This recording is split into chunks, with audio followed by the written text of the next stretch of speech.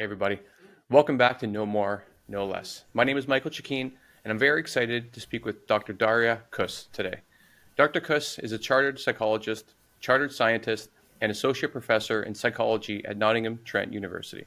She created the Masters of Science program in cyberpsychology and is a member of the International Gaming Research Unit. She's an award winning author with her most recent book titled Internet Addiction Evidence Based Practice in Psychotherapy. Outside of academia, Dr. Kuss has worked with the World Health Organization, the European Parliament, and the Government Council of the Czech Republic. Her research has been covered in the international news outlets, including the New York Times, the Washington Post, and the BBC. And it seems her research and body of work become more and more prescient every day as we all collectively lose our minds to the internet. So, Dr. Kuss, welcome to the show. Thank you for having me. I guess early in your academic career, I'm curious what exactly pushed you so confidently down this path of cyber psychology and internet addiction that's, seems to be taking up all of our time these days. Well, I've got university degrees in media studies as well as psychopathology, so the study of mental disorders. And my aim was really to combine my academic knowledge and interests into one.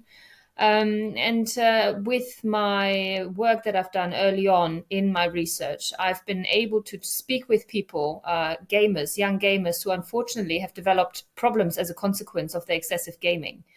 And from that early work, I really gained an interest into exploring gaming worlds further and really trying to understand what is it that really makes particular games potentially more problematic.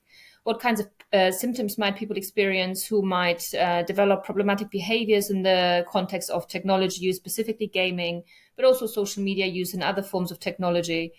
And based on this, I've developed the research area. I'm now working within the field of cyber psychology, which is the psychology of internet use and that of digital technologies use. And I'm very interested in finding out both, the positives as well as the benefits of our everyday engagement with technology. Right. Let's go back to gaming for a second before we go to positive uses, etc. So, because I had a similar conversation with, I have a slew of younger cousins that are about 10 or 15 years younger than me. And we were talking about the differences between when I was growing up in the same town, I'm in my early 40s, and when they were growing up. And what I was saying is that the only thing I really had was TV and the old school video games that were not connected on the internet. And so if I was home, I had to interact with my parents that no one really wants to do when you're a teenager. So you would take any opportunity to get the hell out of the house. Whereas my male cousins that are, when they were growing up in their teens, they were saying their main connection to their friends was Call of Duty and this connection that they could speak to everybody. And so there really wasn't that impetus for them to leave the house and go to interact in person with their friends. So I'd be curious what you found with some of the harms that come with maybe growing up in an environment like that using those games. I don't necessarily think that growing up in the environment with games is necessarily causing any kinds of problems, really. I think when we're talking Okay. about problematic behavior, what we would be talking about more is problematic behavior that's actually diagnosable. And by diagnosable, I mean that we have an actual classification system that is using a classification of internet gaming disorder or gaming disorder in order to diagnose people and then to provide the relevant treatment if that's required. So it's only a very small minority of excessive gamers who actually meet the relevant criteria. And those criteria are currently present in the World Health Organization's ICD-11, the International Classification for Diseases, 11th edition, Okay. which has been published a few years ago. So as a consequence of this classification, we know that gaming disorder has a significant research behind it to indicate that it is indeed a mental disorder that can be diagnosed, that can be classified, and for which specific kinds of treatments are available. The significant majority of problematic gamers will fall within the non-diagnosable category. Mhm. So they might experience some problems potentially as a consequence of their excessive gaming. However, those problems are not sufficient for them to be classed as actually addicted or disordered gamers.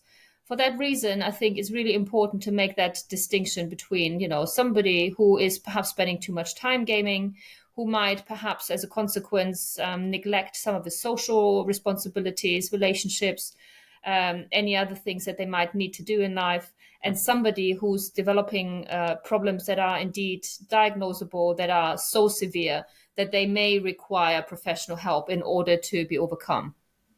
Okay, so you're more focused on when there's an actual diagnosable condition that leads to some of the worst outcomes, but does it seem to be there's not so much focus on reduced sociability? It's most where can we diagnose something so we can help people?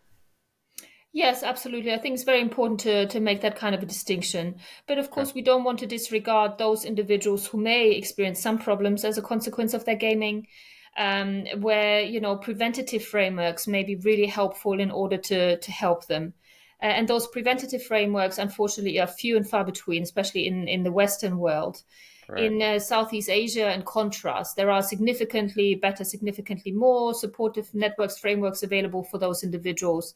And I would hope that countries such as the UK, where I'm currently based in, are going to develop similar frameworks as well in the future.